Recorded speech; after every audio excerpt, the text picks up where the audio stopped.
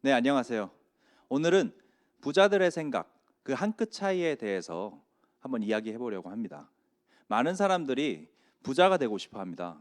그런데 어떻게 부자가 되어야 하는지, 혹은 얼만큼 노력을 해야 하는지 그런 부분에 대해서 굉장히 많은 고민을 하시더라고요. 혹자가 말하기에 부자가 되는 방법은 서울대 가는 방법보다 쉽다라고 이야기를 하더라고요. 몇 배나? 거의 100배나 쉽다라고 얘기를 하더라고요. 그 말을 들으니까 그럴 수도 있겠다라는 생각을 하게 되었습니다. 그 방법에 대해서 저도 이렇게 많은 고민을 해봤는데 그런 고민들 중에 많은 국민들이 주식과 부동산에 굉장히 많이 치중되어 있다라는 생각을 또 하게 되었고요. 왜 주식과 부동산에 치우쳐 있을까라는 생각을 좀 하게 되었는데 생각해 보니까 주식과 부동산이 그렇게 쉽나라는 생각을 또 하게 되었어요. 쉬우니까 사람들이 많이 하려나 이런 생각을 또 하게 되었어요. 근데 그런 건 아니었거든요. 생각해 보면 주식과 부동산으로 돈을 버는 사람들은 굉장히 어려운 과정을 거치고 공부를 하고 방대한 지식, 정보를 가지고 있습니다. 그런 분들은 어떻게 부자가 되었을까? 생각해 보면 답은 나와 있습니다. 열심히 우리가 선택과 집중을 잘한 탓이겠죠. 선택과 집중에 대해서 우리가 생각하다 보면 부자들은 과연 어떤 생각을 가지고 지금 이 시대를 살아가고 있고 부자들은 어떤 초이스를 할까? 그런 부분에 대해서도 오늘 한번 짚어볼 예정입니다. 부자들의 생각 굉장히 궁금하시죠? 그 부분 한번 이어나가 보도록 하겠습니다. 여러분 다 아실 겁니다. 제프 베조스죠. 아마존의 창립자입니다.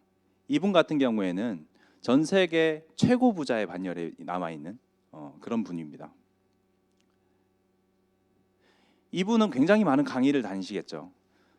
수많은 강의를 다니시면서 기업들의 자문 역할도 하고요. 그런 많은 기업인들이 모토가 되고 있는 그런 분입니다. 강의를 다니시다 보면은 정말 많은 질문들을 받는다고 합니다. 그 질문 가운데 가장 많이 받는 질문은 어떻게 하면 내가 전략적으로 이 시대를 살아나갈 수 있을까? 어떤 것들을 준비해야 될까? 어떤 것이 변할까요? 라는 질문을 가장 많이 받는다고 합니다. 그 질문에 답을 이렇게 내놓으셨습니다. 전략은 변하지 않은 것에 토대를 두어야 한다. 사람들은 나에게 5년 후나 10년 후 무엇이 변할 것인지는 묻지만 무엇이 변하지 않을 것인지는 묻지 않는다. 이 말을 듣고 저는 굉장히 충격에 빠졌습니다. 그동안 많은 사람들이 생각하는 그런 주식이나 부동산 같은 경우 굉장히 변화의 물결에 많이 휩쓸리는 그런 것들이죠. 그런데 무엇이 변하지 않을 것인지는 묻지 않는다라는 말에 그럼 변하지 않을 것은 무엇일까라는 생각을 좀 하게 되었고요. 제가 지금 하고 있는 이 비즈니스가 그런 부분에 굉장히 부합한다라는 생각에 굉장히 충격을 받은 기억이 납니다. 자, 그렇다면 우리가 필연적으로 변할 것은 무엇인가에 대해서도 한번 생각해 볼 필요가 있겠죠. 필연적으로 변할 것, 바로 지금 다니는 직장을 그만둘 확률입니다. 그리고 두 번째, 내가 늙고 노동이 쇠퇴할 확률이 과연 몇 퍼센트일까요? 바로 100%라는 이야기입니다. 자, 지금 다니는 직장을 그만둔 확률과 내가 늙고 노동이 쇠퇴할 확률이 누구에게나 해당되는 일일 수 있습니다. 둘 중에 하나는 해당이 되겠죠. 자, 100%라는 그런 수치를 우리가 봤으면은 당연히 우리가 대안을 준비해야 된다라는 생각을 하지 않을 수 없겠죠. 그렇습니다. 그래서 많은 분들이 4차 산업혁명, 4차 산업혁명에 많은 분들이 준비를 하고 계십니다. 4차 산업혁명의 키워드는 뭐죠? 바로 IT, 5G, 사물인터넷 이런 걸 통해서 IT 혁명을 일으키는 산업혁명입니다. 그럼으로 인해서 옆에 보이시는 우리 인간은 필요 없다라는 책이 있죠. 이런 책들도 많이 나오고 있고요. 현재 그런 로봇이 우리 인간의 일자리를 대체할 것이다라는 얘기들을 굉장히 많이 하고 있습니다. 자, 그렇다 보면 우리가 5차 산업혁명을 또 맞이하게 될 텐데요. 5차 산업혁명은 앞으로 취미, 오락 관련된 그런 문화 콘텐츠 산업이 굉장히 번창할 그런 혁명이라고 얘기를 합니다. 그러면 문화 콘텐츠에 맞춰서 내가 지금부터 준비를 해야 될까라는 생각을 또 하게 될 겁니다. 6차 산업혁명이 또 올 수 있습니다. 6차 산업혁명 같은 경우에는 뷰티 앤 헬스에 초점 맞춰진 그런 혁명입니다. 그럼 앞으로 지금부터 뷰티 앤 헬스에 대한 그런 일들을 해야 될까라는 생각을 또 하게 되겠죠. 7차 산업혁명이 올 수 있습니다. 7차 산업혁명 같은 경우에는 우리 이제 사회적 약자 그리고 상생의 개념, 그리고 사회복지의 개념에 관련된 그런 혁명이 일어나는 시기입니다. 이런 혁명들을 우리 살아 있을 때 다 맛볼 수 있을까, 볼 수 있을까라는 생각을 하실 수 있습니다. 근데 무조건 보시게 될 겁니다. 앞으로 산업혁명의 그런 주기는 굉장히 짧아질 거고요. 지속적으로 산업혁명 속에서 많은 노동자들 혹은 일자리를 잃는 사람들이 늘어날 것이고 그 안에서 새로 생기는 직업들도 굉장히 많아질 것이라는 것입니다. 근데 그곳에서 우리가 준비를 하지 않으면은 이런 산업혁명 때마다 항상 피를 부르죠. 그 피를 부르는 그런 산업혁명에서 우리가 살아남을 수 있어야 하잖아요. 그런 부분들을 오늘 또 얘기를 해보려고 합니다. 더 복잡해지지 않으셨나요? 변하지 않을 것에 집중하라 해놓고 변하는 것에 대해서 지금 말씀드렸습니다. 자, 2090년 미래 계급도를 서울대 유기훈 교수팀이 이렇게 내놨습니다. 2090년 정도면 우리가 나이가 몇 살 정도 될까요? 각자 다 다르시겠지만 아마 좀 나이가 많이 드셨을 거예요. 자, 2090년 정도 되면 1계급의 플랫폼 등 기술을 소유한 기업인이 차지하고 있고요. 2계급에는 인기 연예인, 정치인 그런 스타들이 차지하고 있습니다. 자, 3계급 같은 경우에는 주목해 보셔야 될 겁니다. 바로 사회 전반의 일자리를 대체할 AI들이 차지하고 있습니다. 그리고 나머지 프레키아트 계급이라고 하죠. 단순 노동자들이 대부분을 차지하고 있습니다. 자, 이걸 봤을 때 정말 무서운 그래프가 아닐 수 없습니다. 거의 그죠? 대부분의 사람들이 AI보다 밑에 계급에 존재하고 있다. 이 부분은 정말 충격이 아닐 수 없습니다. 자, 여기서 우리가 바라봐야 할 점은 제가 오늘 끌고 나가야 될 점은 어떤 부분이냐? 1계급에 좀 집중을 할 필요가 있는데요. 1계급에 보면 이렇게 적혀 있어요. 플랫폼 등 기술을 소유한 기업인이라고 적혀 있습니다. 이 말을 왜 그렇게 적었을까요? 제가 적은 게 아니고요. 여기 서울대 유기훈 교수팀에서 적은 건데 왜 플랫폼 등이라고 플랫폼을 가장 선두에 적어 놓았을까? 앞으로 플랫폼을 기반으로 한 그런 비즈니스들이 2090년까지 굉장히 성장을 할 것이다라고 예상을 한 거겠죠. 저도 그렇게 생각하고요. 많은 미래학자들, 경제학자들이 그렇게 생각을 하고 있습니다. 혹시 플랫폼이라는 단어 생소하신 분 계신가요? 플랫폼이란 단어를 생각해 봤을 때 아직 좀 생소하다 하신 분들은 그 서점에 가셔서 한번 플랫폼 관련된 서적을 검색해 보시기 바랍니다. 그러면 굉장히 많은 방대한 양의 그런 자료들이 나올 것이고 거의 최신 자료들이 보실 수 있을 겁니다. 자, 그래프로 보는 세계 탑10 기업 순위 변화입니다. 예전에 2001년도 같은 경우에는 코카콜라, 마이크로소프트, IBM, G, 인텔, 노키아 거의 대부분의 기업들이 제조업 기반의 기업들이죠. 그런 기업들이 이렇게 서로 순위를 다투고 있을 때 사실 평온합니다. 굉장히 평온한 시장이죠. 끽해봐야 내가 한 6위 할 거야, 내가 7위 할 거야 이 정도 싸움이에요. 그리고 코카콜라, 마이크로소프트 이런 데는 그냥 뭐 매출도 조금씩 늘고 있으면서 큰 변화가 일어나지 않고 있습니다. 그런데 바로 2008년도쯤 되니까 구글이 등장하기 시작해요. 이 구글이 이 시장을 재편성하는 그 속도를 한번 보시기 바랍니다. 어마어마한 속도로 기존의 그런 시장들을 판도를 바꿔놓는 그런 모습을 보실 수 있습니다. 그 뒤에 애플이 등장하죠. 애플이 등장하면서 기존의 그런 기업들을 잠식하는 그런 모습들을 한번 보시기 바랍니다. 순식간에 코카콜라와 IBM, 마이크로소프트를 따라잡죠. 그리고 지금 주목해야 될 것은 코카콜라와의 격차를 벌리는 그런 모습을 한번 보시기 바랍니다. 어마어마한 속도로 격차를 벌리고 있습니다.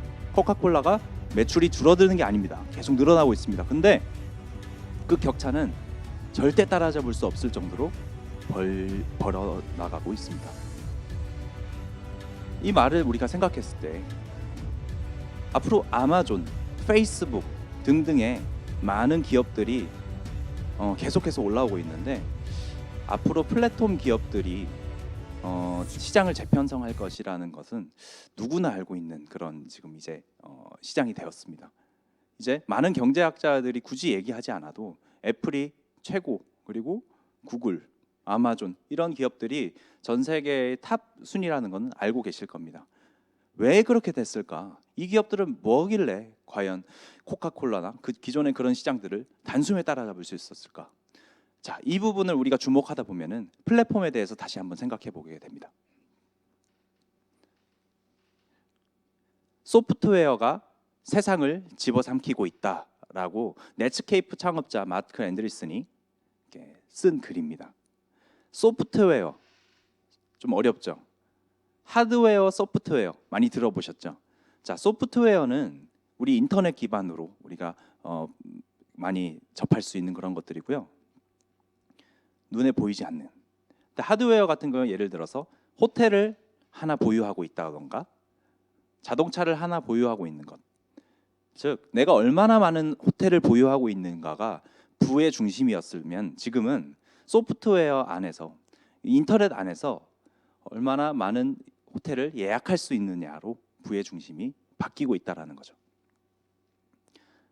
자, 한 가지 소개를 해드리도록 하겠습니다. 아직까지 플랫폼이 잘 무엇인지 모르겠다. 자, 그러면 이 부분에 한번 주목해 주시기 바랍니다. 태국에 로얄 드래곤이라는 그런 식당이 있습니다. 그게 바로 기네스북에 오른 세계에서 가장 큰 식당입니다. 바로 5,000명이 동시 식사 가능한 그런 식당인데요. TV에도 많이 소개가 되었고요. 이 식당을 가면은 저 식당 끝에서 끝으로 가려면 굉장히 오래 걸어야 된다고 합니다. 거의 마을 수준의 식당이고요. 그리고 종업원들이 너무 사람들이 많으니까 롤러브레이드를 타고 서빙을 하고요. 와이어를 타고 날아가서 서빙을 하고 그런 식당입니다. 너무 재밌죠? 꼭 한번 가봤으면 좋겠습니다.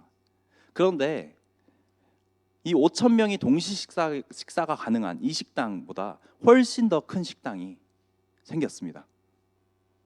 그게 뭘까요? 바로 배달의 민족, 요기요, 배달통, 쿠팡이츠, 우버이츠 이런 회사들입니다.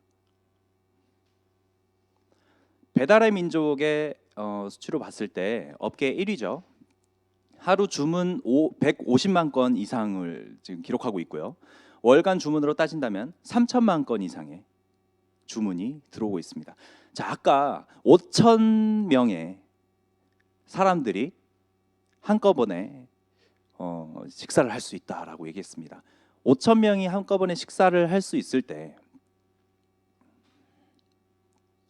하루 8시간 운영을 한다고 쳤을 때 한 사람당 2시간 정도 우리가 앉아 있다고 쳐봅시다. 그래봤자 그죠? 얼마 안 되죠.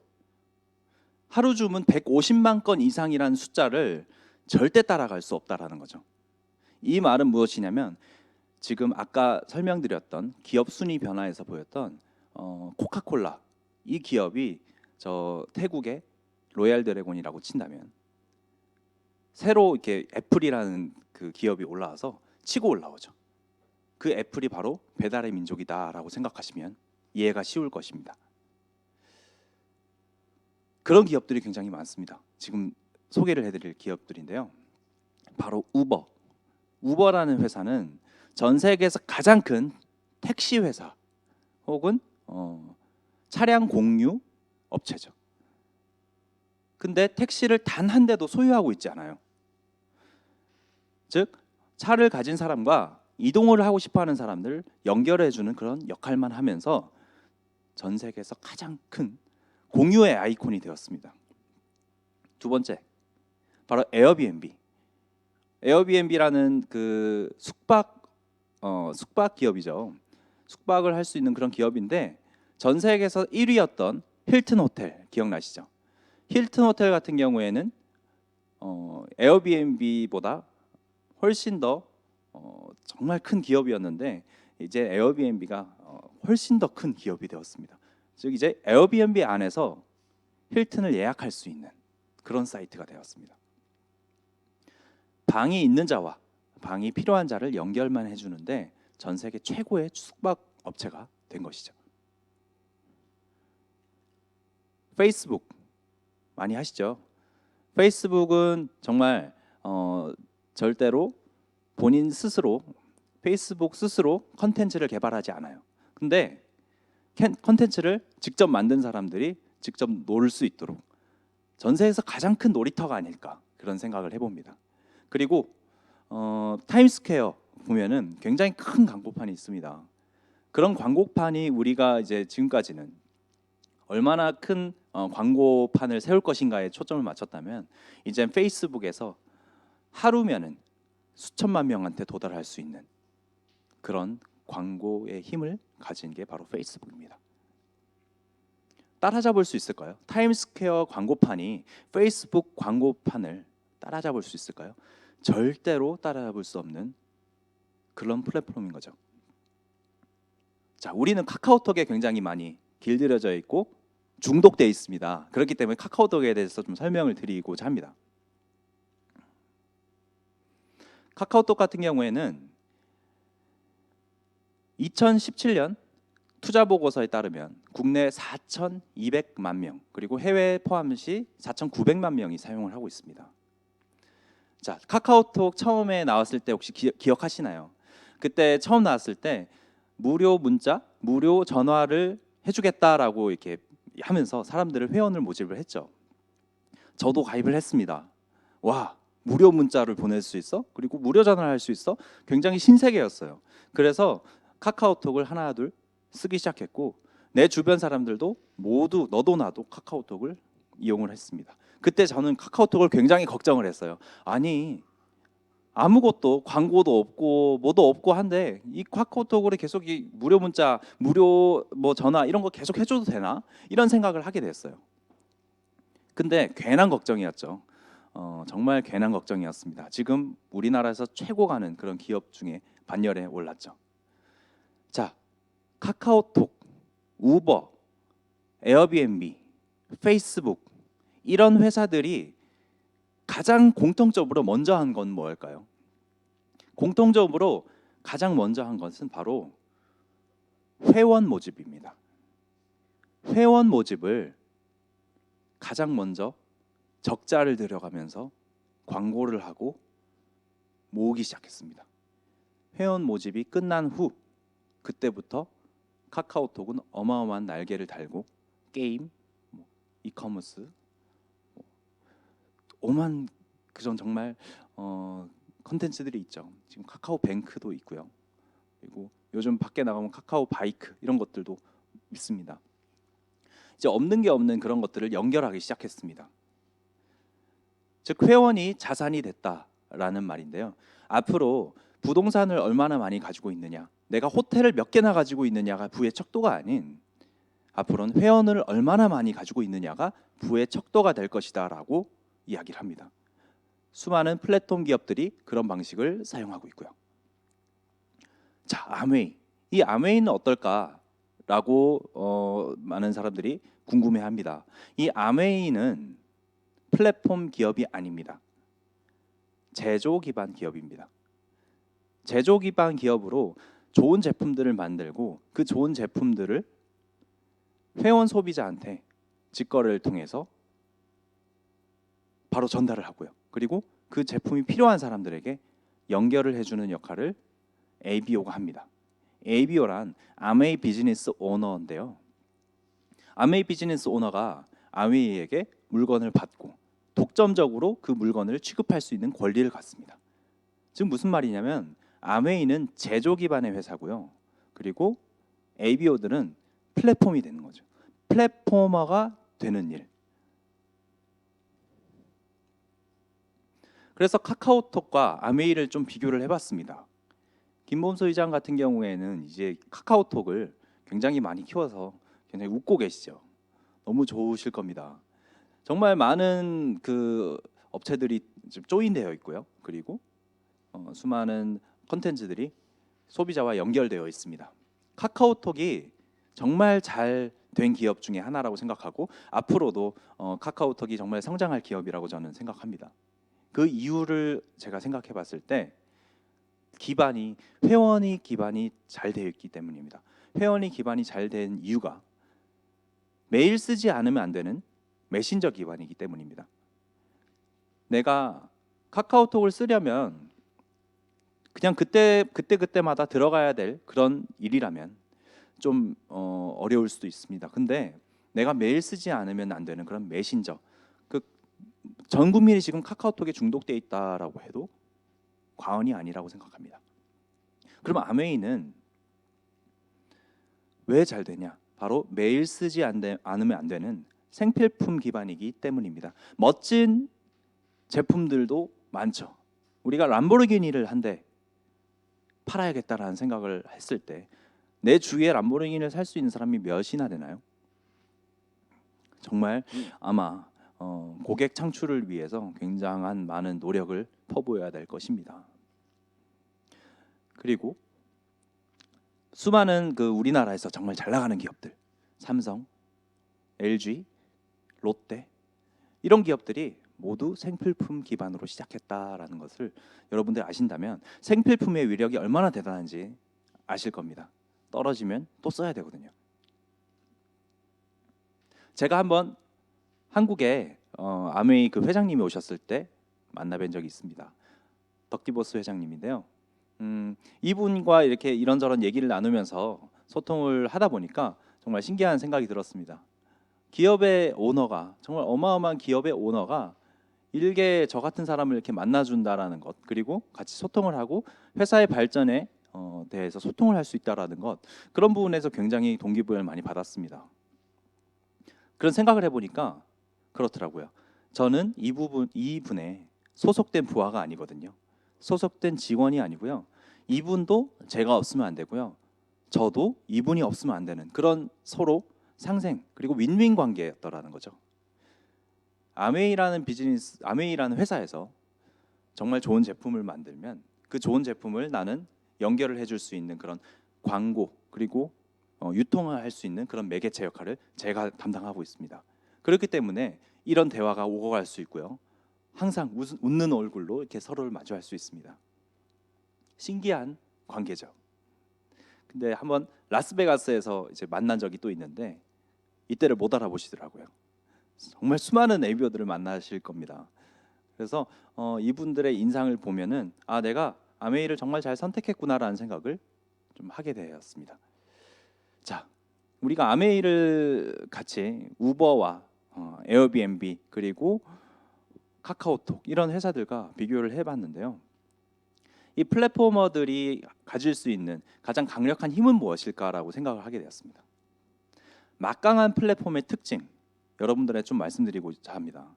넷플릭스 여러분들 많이 보시죠? 넷플릭스 같은 경우에는 왜 전 세계에서 가장 많이 보는 그런 공유 컨텐츠 업체가 되었을까? 넷플릭스는 많은 영화와 드라마나 이런 것들을 공유하지만 넷플릭스만이 가지고 있는 그런 컨텐츠들이 많습니다.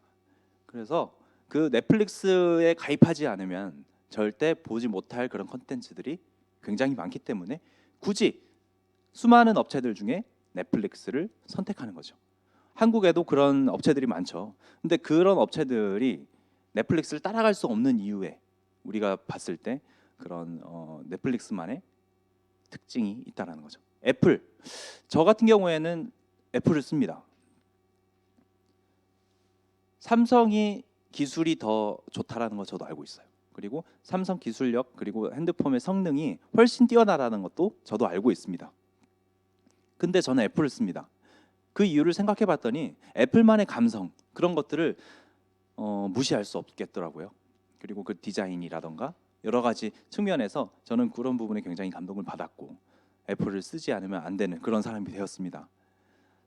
미국 10대들을 보니까 애플을 거의 애플을 쓰더라고요.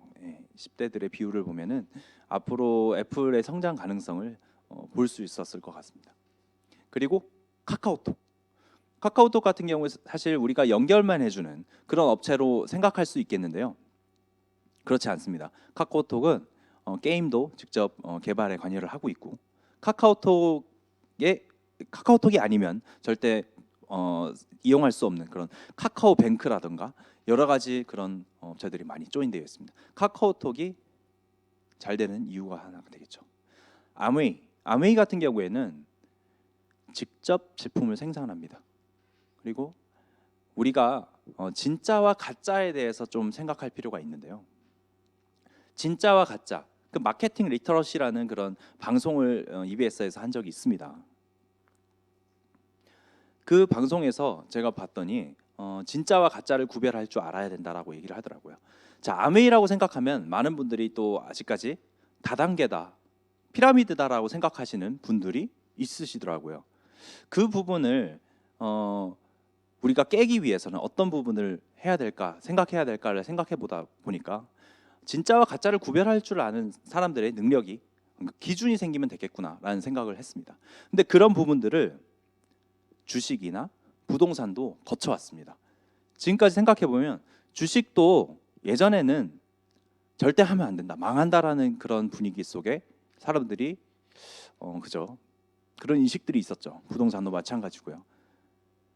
이 아메이라는 이 컨텐츠, 아메이라는 그런 네트워크 이런 것들을 우리가 기준을 올리는 데는 분명히 시간이 필요하다. 근데 진짜와 가짜가 확실히 나눠 있기 때문에 진짜들은 결국 살아남을 것이다라는 생각을 합니다. 연결만 시키는 플랫폼 외에도 자신들만의 강점과 아이템을 가진 기업들, 그런 기업들은 살아남을 수밖에 없고요. 그리고 막강한 플랫폼의 특징, 결국 선점이 된 그런 기업들은 절대 따라잡을 수 없다.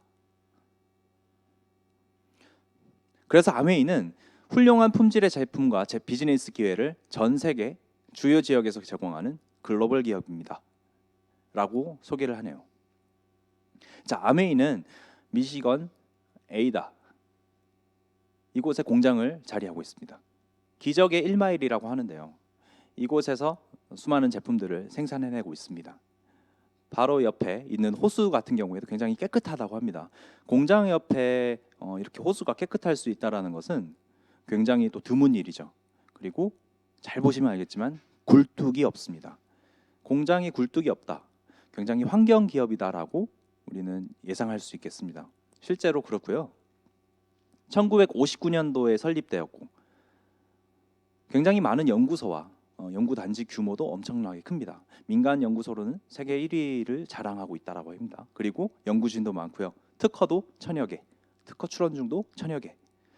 그리고 75개 이상의 대학교 기술 협력 관계, 이 부분은 또 주목할 필요가 있는데요. 대부분의 우리 건강기능식품이나 이런 것들을 이제 구매를 할 때 직구를 많이 이용하죠. 미국이나 뭐 캐나다나 호주 뭐 이런 데서 좋은 건강기능식품을 직구를 하는 걸 볼 수 있는데 대부분 그 나라 국민들에 맞춰서 만든 건강기능식품입니다. 근데 아메이 비즈니스에서 나오는 아메이에서 나오는 그런 뉴트릴라이트라는 건강기능식품은 각 나라별로 다 대학교 최고의 대학교로랑 조인되어 있습니다. 즉 연세대학교에서 우리나라 사람들의 식생활과 그리고 물 수질 같은 것부터 해서 생활 습관, 환경 모든 것들을 조사해서 우리나라 사람들이 가장 부족한 게 무엇인가, 가장 많은 게 무엇인가 그런 것들을 조사를 합니다. 그래서 연세대학교에서 그런 부분들을 아메이와 같이 연구 협력을 통해서 한국인만의 더블엑스라는 그런 건강기능식품이 나오게 된 것입니다. 즉 전 세계별로 나오는 그런 더블엑스들이 다 다르다는 것, 그 나라에 맞게 나온다는 것. 그만큼 효과가 좋은 이유, 그 제품이 좋은 이유가 이런 부분에서 우리가 알 수 있겠죠. 그리고 500여 가지의 제품을 직접 생산하고요. 200여 가지 제품을 OEM 생산한다. 자, OEM 같은 경우에는 그 나라에 정말 좋은 그 중소기업들과 조인을 돼서 중소기업의 그런 기술들을 아메이 유통망에 얹혀줄 수 있는 그런 상생의 길, 윈윈 관계도 이어가고 있습니다. 정말 대단한 회사입니다.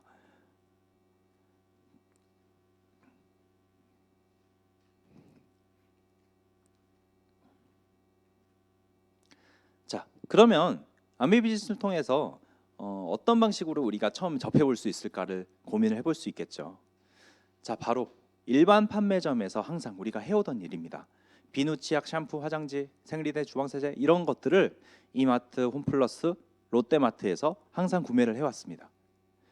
자, 그랬을 때 소비가 지출로 끝난다라는 것은 누구나 알고 있는 사실이고 이 부분에 대해서 크게 불평을 한 적이 없습니다. 고정 소비라는 거죠. 고정 지출. 이 부분들을 우리가 좀 바꿀 수 있다면, 이 부분들이 돈이 될 수 있다면 하는 부분에서 출발한 게 바로 아메이 방식입니다. 정말 쉽습니다.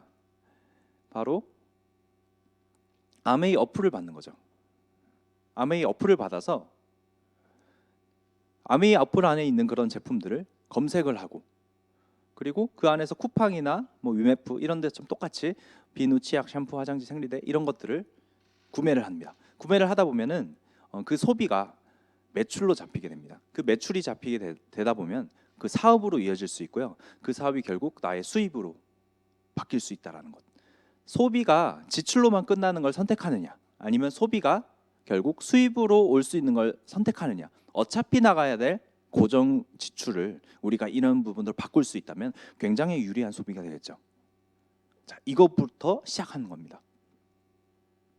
그래서 캐시백의 원천을 우리가 좀 알아볼 필요가 있겠는데요. 공장으로부터 우리가 소비자까지 이렇게 제품 하나가 생산돼서 올 때 광고, 총판, 도매, 소매에 많은 유통 과정을 거칩니다.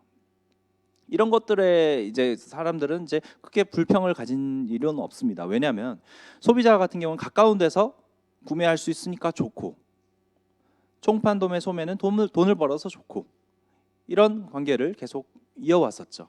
그런데 1962년도에 샘 월튼이라는 사람이 월마트를 만들어내고요. 값싼 부지에 큰 창고를 짓습니다. 그 창고를 지어서 너가 차 타고 오면은 좀 할인해 줄게라는 그런 방식으로 할인점을 만들게 됩니다. 많은 사람들이 절대 그까지 차 타고 가서 왜 사냐라고 했던 사람들이 굉장히 많습니다. 근데 대부분 이제 대세가 됐죠. 자, 시대가 더 흘렀습니다. 그러다 보니까 홈쇼핑이라는 게 생겨납니다. 홈쇼핑이라는 거는 TV 홈쇼핑 혹은 인터넷 쇼핑, 집에서 쇼핑할 수 있는 그런 방법이 생겨나는 거죠. 그래서 할인점에서는 없었던 그런 배달까지 해줄 수 있는 그런 시대가 왔습니다. 자꾸 소비자들은 옮겨 다닙니다. 처음에는 동네 슈퍼에서 잘 샀다가 동네 슈퍼 아줌마, 아저씨랑 굉장히 친했어요. 굉장히 친하게 잘 지내는데도 불구하고 왜 마트를 옮겨갈까요? 혜택을 무시할 수 없기 때문이죠. 사람들은 혜택에 움직입니다. 그래서 아메이는 어떤 방식을 택했냐? 지금까지 봤던 광고, 총판, 도매, 소매를 모두 없애고 바로 회원 소비자와 직거래를 하는 방법을 택했습니다. 여러분, 제품 하나가 만들어지는데 원가가 어느 정도 되는지 아시나요? 굉장히 아마 적은 걸로 아마 다들 어렴풋이 알고 계실 겁니다. 제품마다 좀 다르겠지만 대부분 원가가 정말 조금밖에 안 되고 대부분 광고 비용 혹은 유통 비용입니다. 그것들을 다 없앴습니다. 그러면 정말 많은 돈이 남겠죠. 그 많은 돈들이 원래는 기업에서 가져가야 되는 게 그동안의 기업들의 행위였습니다. 그런데 아메이 같은 경우에는 두 가지를 생각했습니다. 첫 번째, 지금 있는 기존의 제품보다 훨씬 더 좋은 제품을 만들자. R&D 투자를 굉장히 많이 해서 제품을 좋게 만들자. 그리고 그런 유통 과정을 없앤 그 돈을 가지고 우리가 캐시백을 주자. 어떤 방식으로? 그 부분은 또 뒤에서 설명드리도록 하겠습니다. 그래서 법정 최고치인 35%를 회원 소비자한테 돌려주는 방식을 택하고 있습니다. 원천이 어떤 부분에서 오신지 쉽게 설명이 됐죠. 그래서 소비자의 욕구를 보면요, 합리적인 가격이어야 되고요, 우수한 품질이어야 되고요, 그리고 AS가 잘 되는지, 편리성이 좋은지, 그리고 보상까지 이루어진다면 더없이 좋겠죠.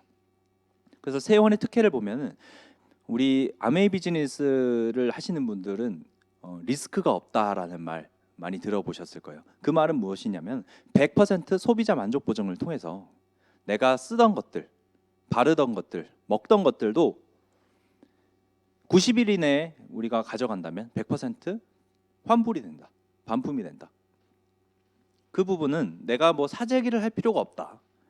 예전에 그런 것들로 이제 많은 오해를 하시는 분들이 있으신데요. 아메이는 그렇지 않습니다. 그래서 아무도 이게 제품을 쌓아 놓으시는 분들은 없다라는 거죠. 그래서 보상 그리고 사업 기회를 통해서 내가 여행도 갈 수 있고요, 혹은 제품을 바꿈으로 인해서 평생 생필품을 공짜로 쓸 수 있는 그런 기회도 얻을 수 있습니다. 그래서 아까 말씀드렸던 회원을 모으는 일, 회원이 결국 부의 척도다라고 말씀드렸는데요. 마찬가지로 아메이도 회원을 모으는 일을 가장 우선적으로 합니다. 많은 제품들을 소비할 수 있는 그런 사람들, 혹은 나와 같이 비즈니스를 해볼 수 있는 사람들을 함께 수소문해 보는 겁니다.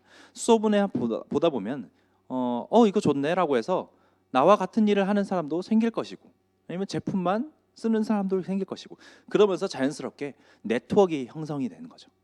이 네트워크의 힘이 얼마나 큰지 그것도 뒤에서 말씀드리도록 하겠습니다. 유리한 소비만 해도 좋다, 여러분 다 공감하실 겁니다. 꼭 비즈니스를 할 필요는 없습니다. 누구나 비즈니스를 해야 될 이유도 없고요, 누군가는 버스 운전을 해야 되고요, 누군가는 청소를 해야 되고요, 각자 할 일이 있습니다. 근데 이걸 통해서 전략적으로 소비하는 분들은 분명히 있다라는 거죠. 이마트 홈플러스 롯데마트에서 30만 원치 우리 생필품을 구매했을 때 0.1% 300포인트 정도가 적립이 됩니다. 자, 그랬을 때 포인트로 적립이 되고요. 아메이 같은 경우에는 9,000원에서 10,000원 정도 현금 캐시백이 일어납니다. 이것만 봐도 우리가 아메이에서 구매를 하는 게 훨씬 더 좋은 선택이겠구나라는 생각을 할 수 있습니다. 자, 이마트 홈플러스 롯데마트에서 10명한테 소개를 했어요. 야, 같이 장 보러 가자 해서 10명한테 같이 10명과 같이 갔어요. 그랬을 때 포인트 적립이 없습니다. 왜냐? 이마트 홈플러스 롯데마트는 개개인별로 거래를 하지 절대 단체 거래를 하지 않습니다.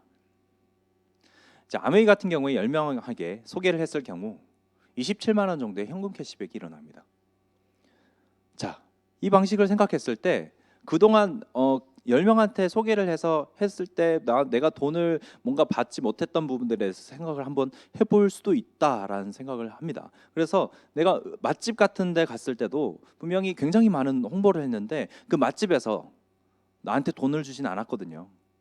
내가 정말 좋은 그 핸드폰을 샀는데 그 핸드폰을 좋다고 그렇게 자랑을 했는데 그 핸드폰 업체에서 저한테 돈을 주지 않았습니다. 근데 아메이는 그런 걸 해주겠다. 어떤 돈으로? 유통 과정을 없앤 돈으로. 합리적이죠. 그래서 어떤 분들은 소비자 계몽 운동이다라고 얘기도 표현을 하기도 합니다. 그동안 우리가 얻지 못했던, 잊고 살았던 그런 권리를 찾는 행위일 수 있겠다라는 생각을 하게 되었습니다. 그래서 누구나 잘하는 것들이 있습니다. 이런 행위를 통해서 우리는 가능합니다. 우리는 하루 종일 소비하고 하루 종일 광고하고 다닙니다. 공감하시죠? 방금 말씀드렸던 맛집 소비도 하겠지만 우린 잘 때도 소비를 합니다.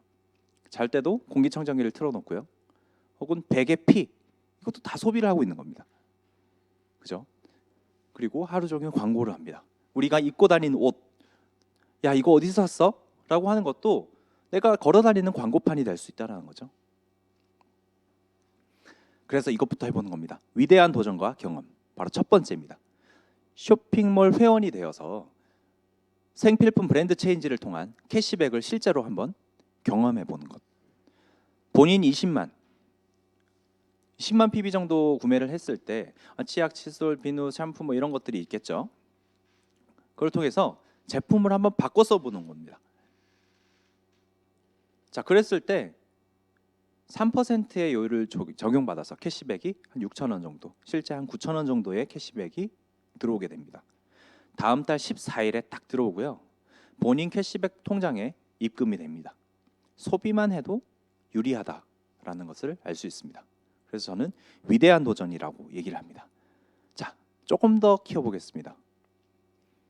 본인이 20만 PB 정도를 했고요. 그리고 A가 20만 PB, B가 20만 PB. 내가 A라는 그 엄마한테, B라는 친구한테 이렇게 해보니까 굉장히 유리한 소비를 할 수 있어라고 광고를 하게 됩니다. 그리고 나에게 이걸 알려준 스폰서라는 사람이 있죠. 이분도 20만 PB를 썼다고 가정을 해봅시다. 가정입니다. 20만 PB를 꼭 써야 된다? 절대 아니죠. 다만 1차 보너스 가장 낮은 표에 있는 20만 PB라는 것들을 우리가 3%의 요율을 받을 수 있는 가장 미니멈 숫자입니다. 즉 우리가 현대백화점 가서 10만 원 이상을 구매를 했을 때 상품권을 준다라고 했는데 9만 원 쓰고 상품권 주세요라고 하는 것은 말도 안 되는 일이라는 걸 아실 겁니다. 그래서 그 부분과 같은 부분으로 생각하시면 될 것 같습니다. 그래서 본인으로부터 A, B가 함께 모여지면 아까 말씀드렸죠. 소비를 묶어준다. 매출을 묶어준다라고 말씀드렸습니다. 그랬을 때 본인으로부터 시작된 그런 소비가 얼마죠? 바로 60만 같은 경우 옆에 보면 6%의 요율을 적용받고요. 36,000원이란 돈이 이 그룹에 나눠줄 돈이 됩니다. 그럼 A, B를 봐야겠네요. A, B 같은 경우 20만 요율표를 받고요. 3% 즉 6,000원씩 받습니다.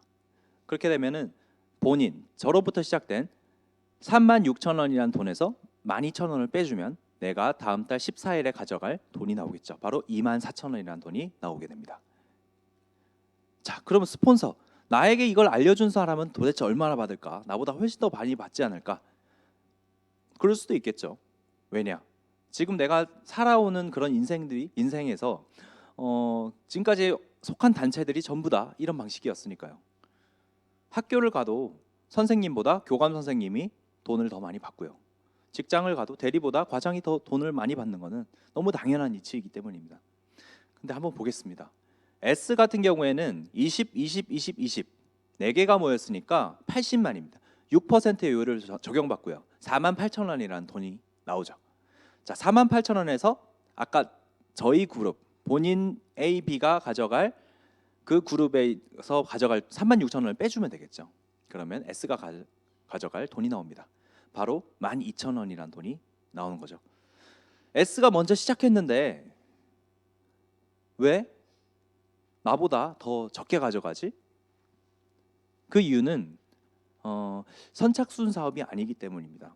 이 비즈니스가 선착순으로 이어지고 그리고 노력하지 않아도 위에 있다고 무조건 돈을 가져간다면 누가 하겠습니까? 그죠? 지금 빨리 한 사람은 천재고 뒤에 한 사람은 호구고 그거 더 뒤에 한 사람들은 진짜 그쵸? 말은 못 하겠습니다. 그런 사업이 돼서는 안 되겠죠. 그렇기 때문에 이 비즈니스의 시작은 선착순이 아닌 노력순 그리고 위에 있는 사람보다 후자순으로 돈이 지급됩니다. 더 키워보도록 하겠습니다.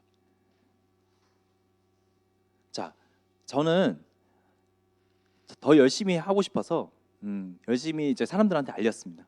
그리고 A, B, C, D가 이렇게 생겨났습니다. A 같은 경우 400만 PB를 하게 되었고요. 300만 PB, 200만 PB, 100만 PB가 총 모여서 나의 그룹이 1000만 PB가 되었습니다. 근데 나는 이번 달에 살 게 없었어요. 휴지나 뭐 이런 것들을 다 지금 있고 더 이상 살 게 없네요. 그래서 PB가 0입니다. 그리고 여행도 갔다 왔어요. 그랬을 경우 내가 광고 수입만으로 어느 정도를 받을 수 있을까 궁금하시죠? 그래서 400만 PB 정도 한 A 그룹 같은 경우에는 15%의 요율을 적용받죠. 그럼 60만 원이라는 돈이 나옵니다. 400만 PB를 혼자 하진 않았겠죠. 20만 PB 정도 하는 사람 20가구가 있으면은 400만 PB가 나옵니다. 그럼 20만 PB 20가구한테 60만 원이 또 나눠지겠죠. 마찬가지로 300만 PB도 12%의 요율을 적용받고 36만 원이라는 돈이 나옵니다. 그리고 200만 PB에서는 18만 원, 100만 PB에서는 6만 원이라는 돈이 나오게 됩니다. 자, 그랬을 때 내가 가져갈 돈, 내가 가져갈 캐시백은 A, B, C, D를 모두 빼주면 되겠죠. 60, 36, 18, 6만 원을 모두 더하면 120만 원입니다. 자, 그럼 210만 원에서 120만 원을 빼주면 90만 원이라는 돈이 나옵니다. 나는 아무것도 구매를 하지 않아도 90만 원이란 돈이 다음 달 14일 캐시백으로 들어오게 되는 것입니다. 실제로 들어오는 금액은 150만 원 정도가 됩니다.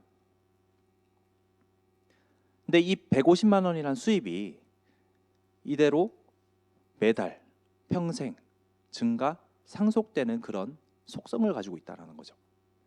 내가 일하지 않았을 때 돈이 들어오는 일이 잘 있던가요? 직장에서 내가 아파서 몇 달 쉬겠다라고 했을 때 대부분 이제 그만둬라고 얘기할 수도 있겠고, 그렇죠? 일하지 않으면 나오지 않는 돈들이 대부분입니다. 근데 우리가 일을 하지 않아도 나올 수 있는 돈은 굉장히 노력이 필요합니다. 그 노력은 어떤 노력을 통해서 가능하냐? 네트워크를 통해서는 그게 가능하다는 거죠. 근데 내가 A, B, C, D가 가져갈 돈을 가져가는 돈이 아닌 아까 말씀드렸던 그런 유통 과정을 통해서 줄인 그런 돈으로 이런 사람들한테 누구나 캐시백을 얻을 수 있는 그런 형태가 가능하다는 거죠. 그랬을 때 A도 나처럼 1000만을 한번 해봐야겠다라는 생각을 가질 수 있겠죠. 그랬을 때 1차 보너스에서는 최고 비율 21% 같다라고 표현을 해서 같다 표시를 해줍니다. 독립된 거죠. 그랬을 때 2차 보너스가 발생이 됩니다. 독립그룹 매출의 6%가 나에게 들어올 수 있다라는 거죠. 그러면은 1000만에서 6%면 60만 원, 약 한 90만 원 정도가 A로부터 나오는 수입이 됩니다. 자, 그렇게 되면 B, C, D, E 모두 그런 수입을 받을 수 있으면 참 좋겠죠. 그래서 1000만이라는 그런 매출, 1차 보너스에서 가장 높은 21%의 비율을 우리가 1년에 한 번 한다. 그러면 SP라는 핀에 가게 됩니다. 그리고 3번을 했다. 1년에. 그러면 GP라고 부릅니다. 그리고 1년에 6번을 한 사람한테는 PT라고 얘기를 하고요. 그리고 1년 내내 할 수도 있겠죠. 그런 사람들을 파운더스 플래티늄이다라고 부르게 됩니다. 자, PT 같은 경우 정식 사업가로 인정을 받습니다. 그래서 호텔 세미나를 초대받고요. 그리고 핀 보너스로 그 달에는 240만 원을 부여받게 되고요. 자, 이때부터 정식 사업가입니다. 그 전까지는 우리가 소비자라고 선택해도 소비자도 그 정도도 할 수 있다라고 얘기를 한다는 것이죠. 파운더스 플래티늄 정도가 되면은 핀 보너스가 480만 원이 나오고요. 연말 보너스까지 하면 1,600만 원 정도까지도 받을 수 있다. 그래서 연 5천만 원 내외 정도의 수입을 가져갈 수 있는 핀이 파운더스 플래티늄입니다. 자, 이 정도로 우리가 직장을 다니면서 따로 이런 수입을 얻을 수 있다면은 이 정도도 굉장히 괜찮은 수입이 되지 않을까요? 아마 연 5천만 원 정도면 삼성이라는 그런 대기업에서 초봉 같은 경우에 한 4,500 정도 되나요? 예, 그것보다 훨씬 높은 그런 연소득을 가져갈 수 있는 핀입니다.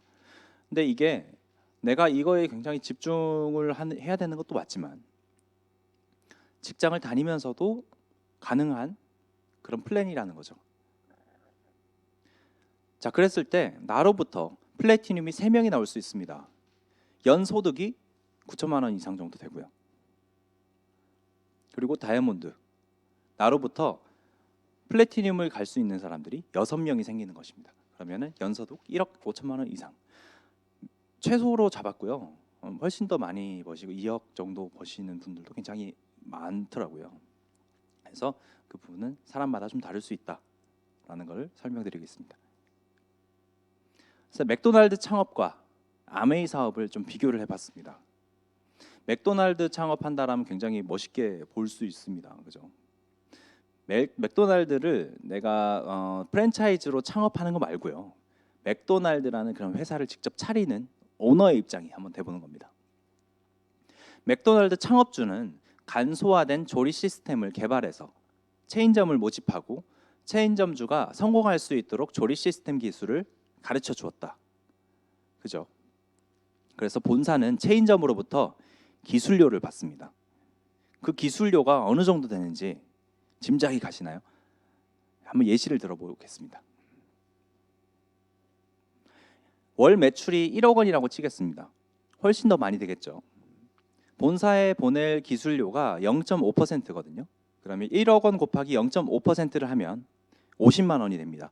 자, 그럼 전 세계 지금 3만 6천 개 정도의 맥도날드가 포진되어 있는데요. 현재 3만 6천 개 매장의 기술료는 월 180억 원으로 계산이 됩니다. 그럼 1년에 2,160억 원이 된다라는 거죠. 창업주의 입장에서는 어마어마한 돈을 매년 이렇게 벌어가는 거죠. 이 돈이 없어질까요? 계속 지속적으로 상속이 되겠죠. 하지만 내가 지점의 역할로서는 이런 돈은 꿈도 못 꾸는 그런 돈이 될 수 있습니다. 자, 아메이 사업과 맥도날드 창업을 비교를 해보면요. 맥도날드 같은 경우에는 본사만 체인점을 늘 수 있다라는 제한이 있습니다. 그래서 본사만 아까 그런 큰 돈을 만질 수 있다라는 거죠. 아메이 비즈니스는 회원 각자가 체인점 역할 혹은 본사 역할을 동시에 할 수 있는 그런 일입니다. 즉 내가 누군가한테는 지점이겠고요. 누군가한테는 본사가 될 수 있겠죠. 두 가지 역할을 같이 하면서 평범한 사람들도 누구나 이런 큰 뭔가 사업의 형태를 꾸려갈 수 있는 그런 비즈니스가 바로 아메이 사업입니다. 그래서 맥도날드보다 훨씬 더 파워 있는 윈윈 비즈니스가 아메이 비즈니스라고 합니다. 네트워크의 위력을 한번 보여드릴게요. 아까 말씀드렸던 그런 회원의 자산에 대해서는 충분히 이제 이해하셨을 거라고 생각합니다. 네트워크가 펼쳐졌을 때 얼마나 큰 위력을 가지는지 제가 아까 처음에 말씀드렸습니다. 부자가 될 수 있는 방법은 서울대 갈 수 있는 방법보다 훨씬 쉽다라고 얘기해 드렸는데 그런 단계에 대해서 한번 예시를 들어봤습니다. 내가 6개월에 2명의 회원을 가입시켰다. 굉장히 적은 숫자죠. 6개월에 2명입니다. A, B가 생겼습니다. A와 B에게 6개월에 2명씩 각각 회원에 가입하도록 도와주고 가르칩니다. 자, 그렇게 하면 A와 A-1과 A-2가 생기겠죠. 마찬가지 B-1, B-2가 생깁니다. 본인도 사이드로 C, D를 가입시킵니다. 자, 이 그림을 잘 기억하셔서 이거를 반복하여 5년이 지난다면 어떻게 될까요? 회원 수가 5만 9,049명이 됩니다. 이게 바로 네트워크의 위력이고요. 맥도날드가 지난 60년간 늘려온 체인점의 거의 2배 가까운 숫자입니다. 이 말은 무슨 말을 뜻하냐면요. 네트워크를 형성시켜 놓으면은 내가 제한하고 싶어도 막을 수 없는 게 바로 네트워크입니다. 여러분 이마트를 갈 때 지점장 얼굴 보고 가시나요? 그렇지 않죠. 이마트에 물건을 사러 가죠. 마찬가지로 나 때문에 처음에는 내 얼굴 봐서 이 제품을 쓰는 사람도 있을 거예요. 내가 비즈니스를 한번 열심히 해보겠다라고 공표를 했으니까요. 그런데 나중에 가서는 네트워크가 펼쳐지면 나랑 정말 전혀 상관없는 혹은 다른 나라에서까지 이 물건을 사는 사람들이 생긴다라는 거죠. 이 네트워크의 위력이 어마어마합니다. 그래서 내가 한 달 동안 쓸 게 없어도 이런 것들이 가능하다라는 거죠. 근데 대부분의 일들 우리가 방문 판매라든가 진짜 다단계라고 칭하는 그런 것들은 내가 일하지 않으면은 이 네트워크가 절대 형성될 수가 없고요. 끝까지 일을 해야 되고요. 내가 일을 하지 않는과 동시에 수입도 끊게 됩니다. 그래서 진짜와 가짜를 구별할 수 있는 힘, 그게 굉장히 중요하다. 기준을 굉장히 중요하게 생각합니다. 그래서 아메이 미국 사이트입니다. 이 파트너 스토어에 가면요, 우리가 쉽게 볼 수 있는 그런 익숙한 그런 로고들이 많이 있습니다. 애플이라던가 델이라던가 나이키, 스타벅스 이런 업체들에서 제품을 구매했을 때 PB가 잡힐 수 있는 그런 시스템이 또 아메이에 있습니다. 즉 지금은 아메이 카탈로그를 보면은 유형의 자산들만 있는데 앞으로 무형의 자산들까지 모두 들어올 수 있다. 실제로 일본 같은 경우에는 주유소가 들어와 있죠. 그런 그 주유소가 들어와 있으면 당연히 내가 포인트가 잡히는 주유소로 가겠죠. 억지로라도 찾아갈 겁니다. 앞으로 사람들은 그렇게 네트워크의 힘에 대해서 좀 알게 될 것이다 라는 생각을 하게 됩니다. 이사 서비스도 있고요. 법률 서비스도 있고요. 수많은 무형 자산들이 들어오고 있습니다. 그래서 전 세계에 정말 대기업들 그런 제품들을 나의 유통망으로 활용할 수 있는 그런 잠재된 기회까지 이 아메이 비즈니스는 갖추고 있다는 거죠. 앞으로 어떤 제품들이 들어올지 모릅니다. 그런 제품들을 우리가 나 혼자 쓰는 것도 정말 좋아요. 유리한 소비를 할 수 있기 때문이죠. 그런데 나 말고 한 10,000명 정도가 내 네트워크에 가입이 되어 있다고 가정을 해봅시다. 그랬을 때 신제품 하나가 출시됐을 때 나 혼자 쓰는 것과 10,000명이 함께 쓰는 거는 그 위력이 정말 차이가 어마어마하게 커지겠죠. 그 힘을 이용한 비즈니스입니다. 근데 이게 아메이에서 얘기하는 게 아니고요. 제3의 물결이라는 엘빈 토플러가 쓴 책, 이 책에서 언급이 됩니다. 이 책은 절대 무시할 책이 아니고요. 전 세계 경제학자, 미래학자들이 필독서입니다. 그 제3의 물결이라는 책에서 미래 소비자 형태인 프로슈머의 등장을 예고하면서 수많은 백만장자들이 탄생할 것이다 라고 예견을 했습니다. 그래서 ABO의 역할은요, 바로 아메이 비즈니스는 어떻게 하는 거냐, 결국 아메이에서 좋은 제품을 만든 그 제품을 가지고 내가 독점권을 가지고 그걸 사용하고자 하는 소비자에게 연결시켜주는, 연결과 공유를 통해서 나의 소비자 네트워크를 구축하는 그런 일이다 라고 말할 수 있습니다. 사업 기간으로 한번 보도록 하겠습니다. 이 기간으로 봤을 때는 평균 값이기 때문에 그렇게 확실한 건 아니지만 여러분들께 어느 정도 기간을 우리가 아메이 사업에 투자를 했을 때 이 정도 결과가 나올 것인가 예측해 볼 수 있는 좋은 자료가 될 것입니다. 6개월에서 3년 정도 투자를 했을 때 900만 원에서 한 5천만 원 정도의 추가 수입을 얻어낼 수 있겠고요. 그리고 3년에서 5년 정도 투자를 했을 때 한 9천만 원 내외 정도의 수입이 발생할 수 있을 겁니다. 그리고 5년에서 10년 정도 꾸준히 하신 분들 같은 경우 2억 이상의 그런 이런 소득을 얻어가실 수 있습니다. 자, 2억 이상의 이 소득이 내가 노동이 끊겼을 때도 나올 수 있다면 결국 내가 건물을 몇 채나 가진 것과 마찬가지인데 그 수입의 속성으로 따졌을 때 우리가 100억 원의 가치 정도가 된다. 정기 예금 이자율 2% 감안시에 했는데 실제로 지금은 훨씬 더 낮죠. 그러니까 훨씬 더 큰 가치를 가지고 있다라고 생각하시면 될 것 같습니다. 근데 어떤 분들은 2년 만에도 2억 이상의 매출이 아닌 수입을 가져가시더라고요. 그 말은 내가 하기 나름, 내가 집중하는 거에 따라서 이 부분은 언제든지 바뀔 수 있다라는 것을 말씀드립니다. 그래서 1억을 모으는 것과 1억을 버는 것을 우리가 봤을 때 뭐가 더 어려울까요? 둘 다 어렵죠. 둘 다 어렵습니다. 근데 아메이 비즈니스를 통해서 1억을 모으는 것은 집중하면 6개월 안에도 가능하다. 즉 1억을 모은다라는 그 개념이 우리가 현금을 모으는 게 아닌 자산을 모으는 것에 치중을 한다면은 1억을 모으는 것이 6개월 안에 가능하다. 그런 부분도 여러분들이 귀담아 들을 필요가 있다고 생각하고요.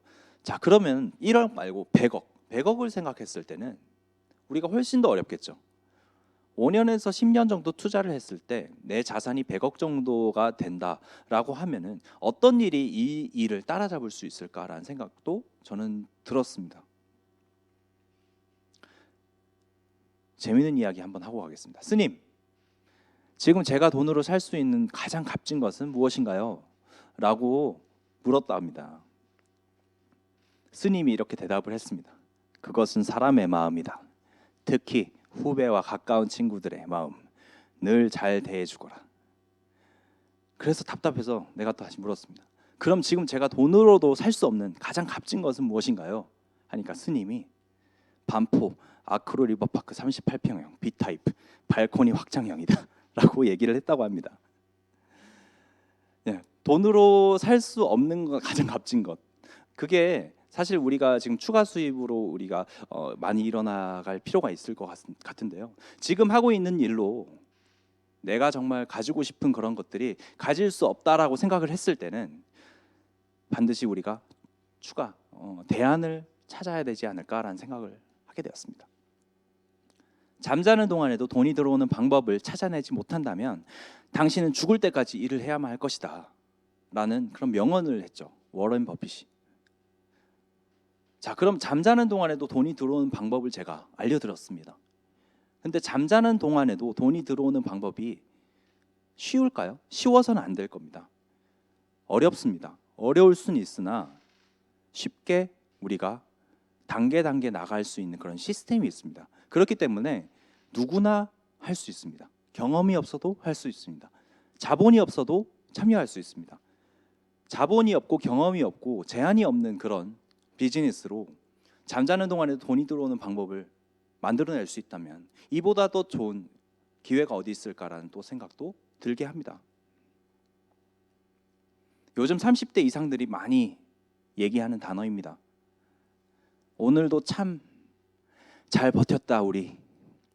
왜 이렇게 사는 게 재미가 없지? 죽지 못해 산다. 돈 많은 백수가 되고 싶다. 이런 얘기 많이 들어보셨을 겁니다.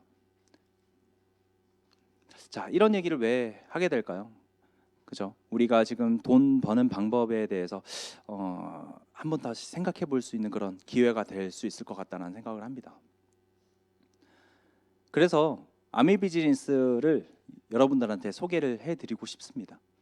이런 분들에게 정말 집중할 자신, 그리고 내가 한번 돈 벌어볼 마음이 있다면 한번 해보는 거죠.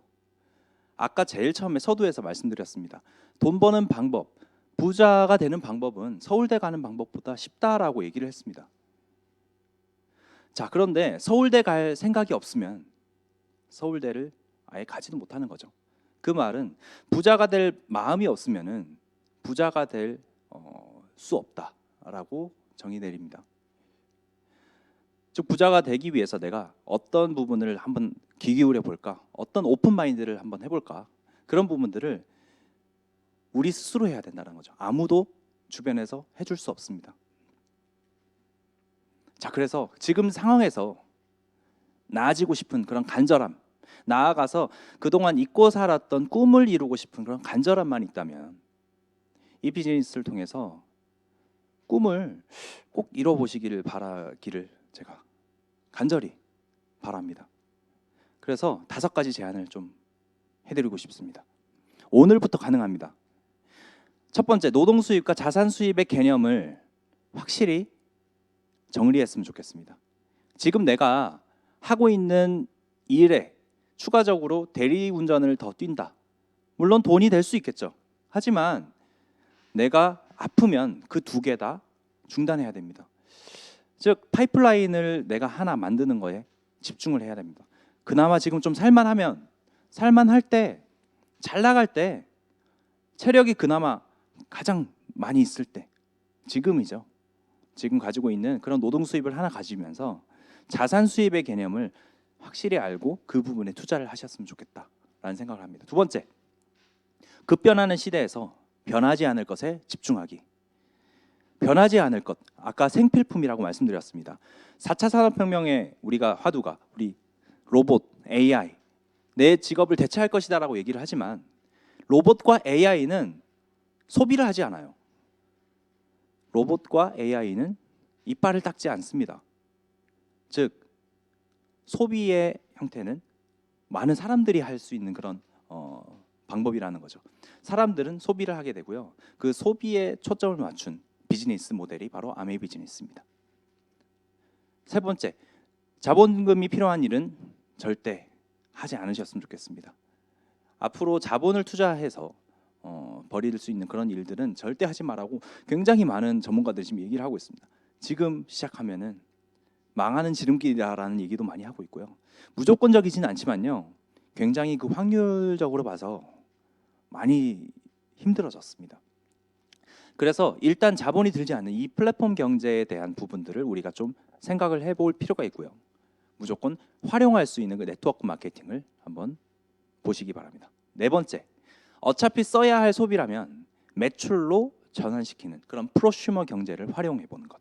고정 소비를 매번 나가게끔 두지 말고 그것을 매출로 수입으로 바꿀 수 있는 그런 일, 네트워크 마케팅 답이 될 수 있습니다. 다섯 번째, 위와 같은 생각을 가지고 있는 사람들, 그리고 성공자와 일주일에 2번 이상 만남을 가지기. 바로 성공 환경 시간 투자입니다. 성공자와 일주일에 2번 이상 만남 가지기. 이 다섯 번째 방법을 가장 우선순위로 두고 한번 해보셨으면 좋겠습니다.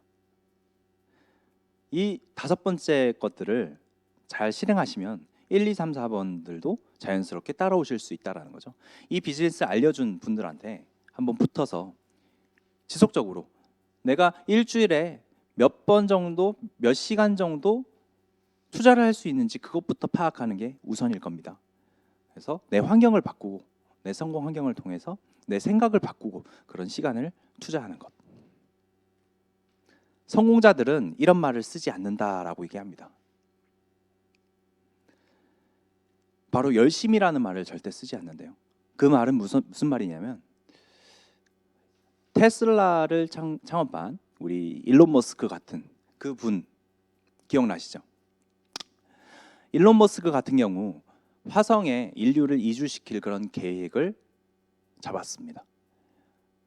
몇 차례에 걸쳐서 몇 명의 그리고 얼마 정도의 돈을 들여서 어떤 방법으로 화성에 이주시킬 것이다라는 계획을 발표를 했어요.